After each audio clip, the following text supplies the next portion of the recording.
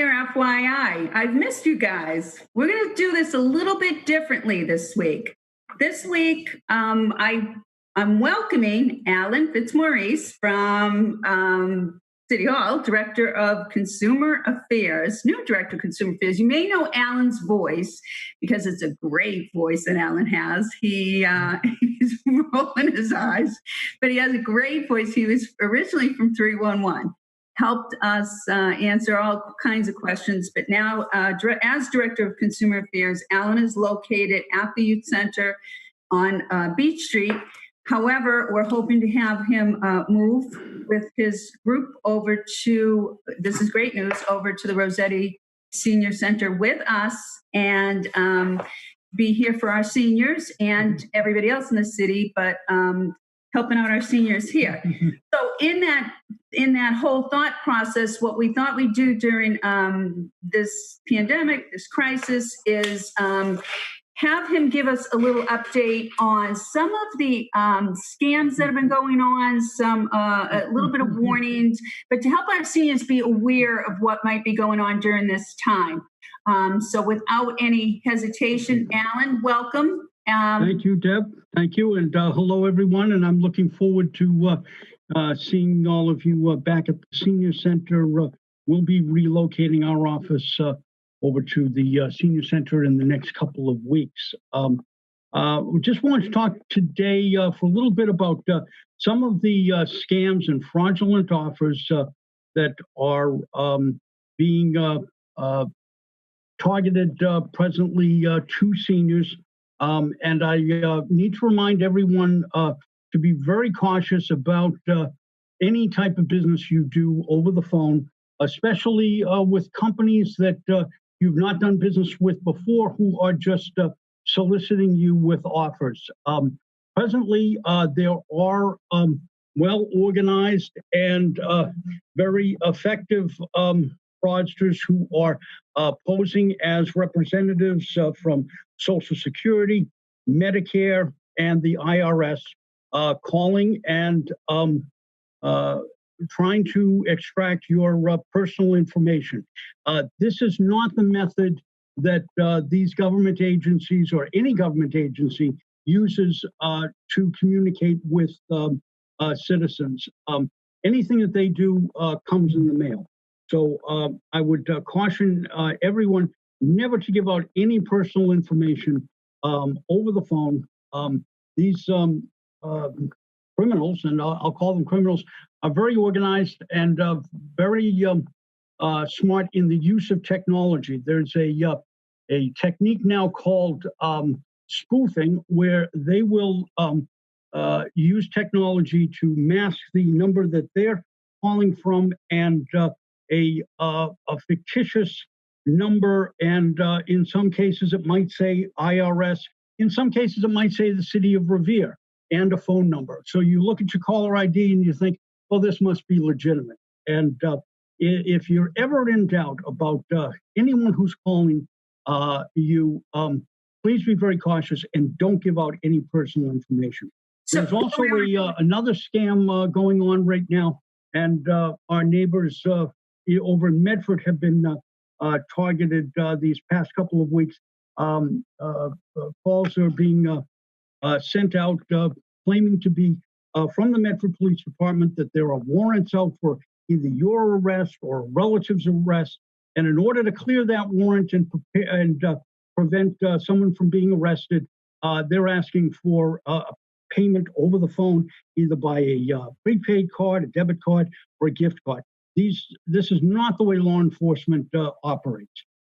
National Grid is also warning customers. They've actually spent quite a bit of money with radio advertisements, warning customers that people are posing as National Grid representatives to get your personal information.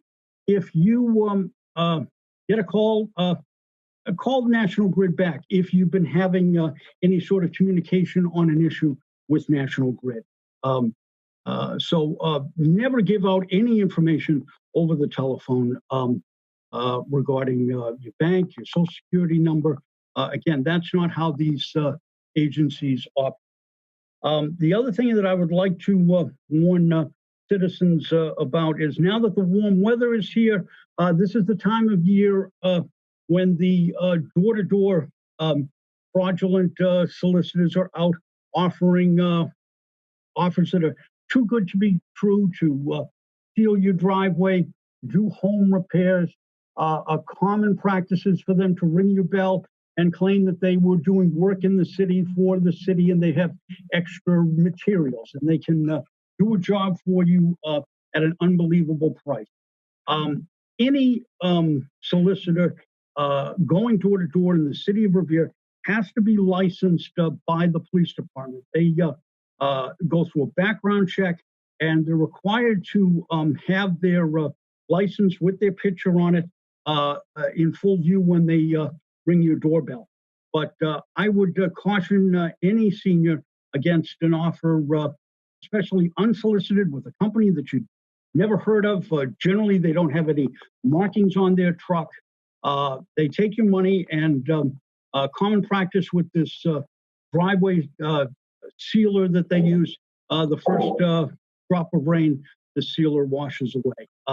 So only do business with companies that you're familiar with, get references from friends and family members, and if someone rings your bell and they don't have that City of Revere permit in full display, contact the business number at the Revere.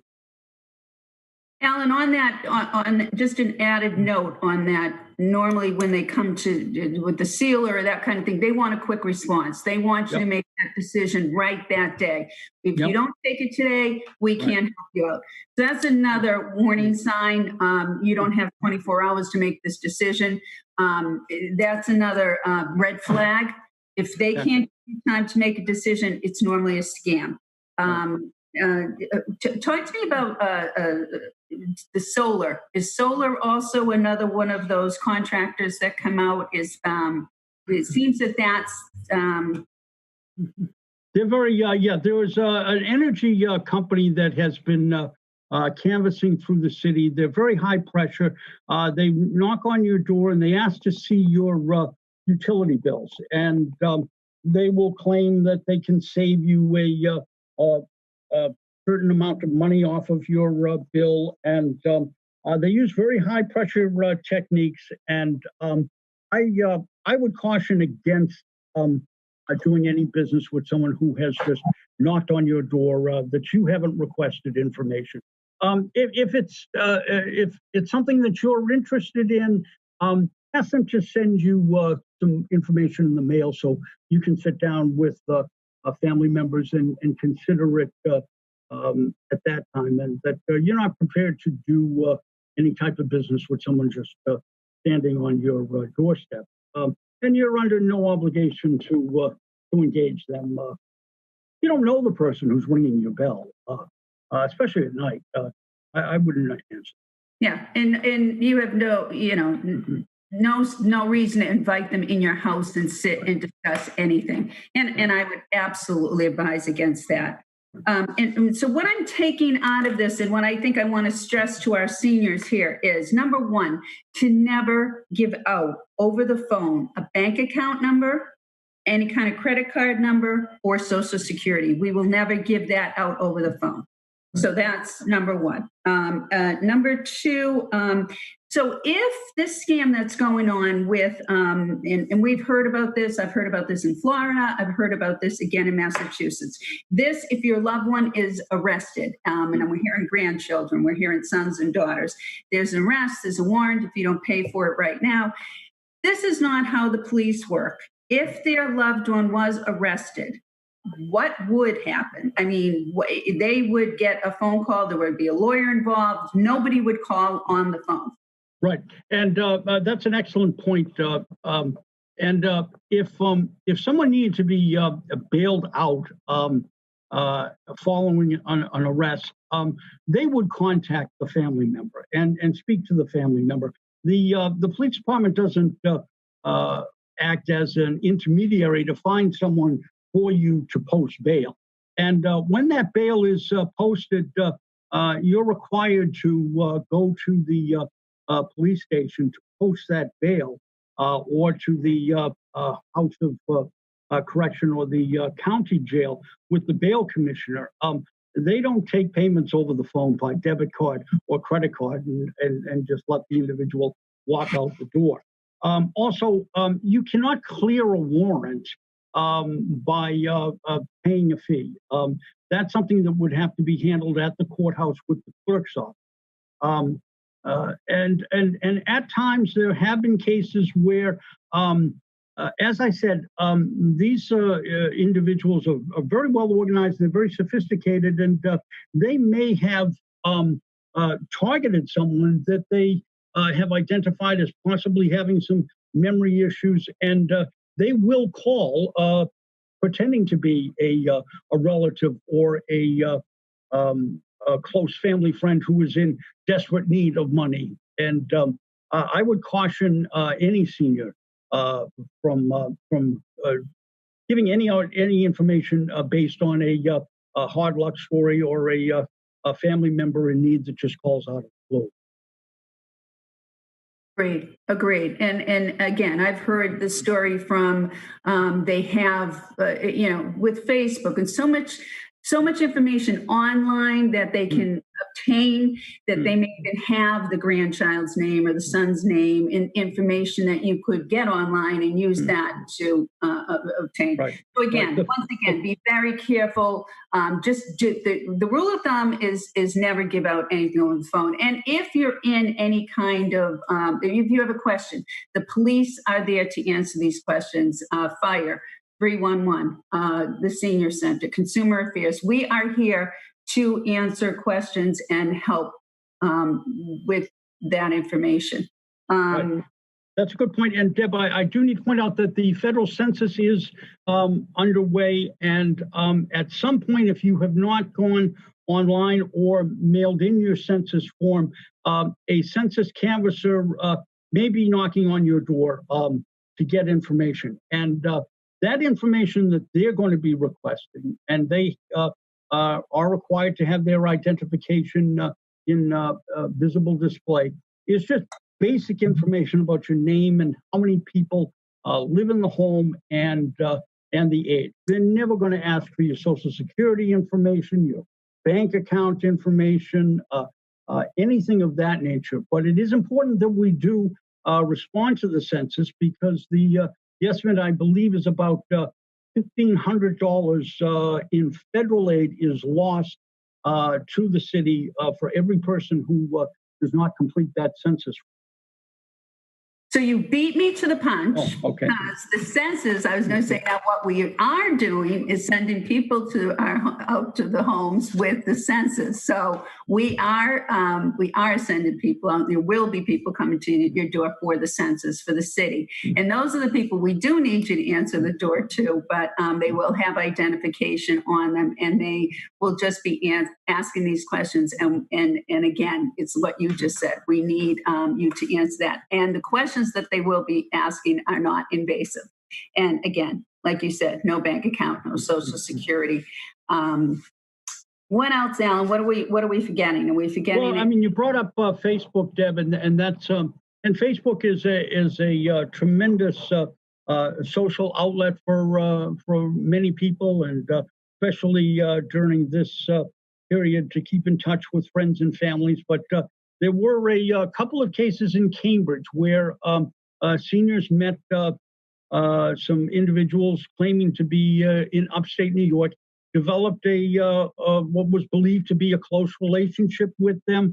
They had never met, and then after 2 or 3 months comes a story of a desperate need for cash for a family member who needs an operation, or they need an operation, and they have worked for a period of time to gain this person's confidence. And 2 elderly gentlemen in Cambridge were built out of a large sum of money. So I would advise you not to fall victim to any type of a scam on Facebook or social media from someone that you don't know claiming to be in desperate need.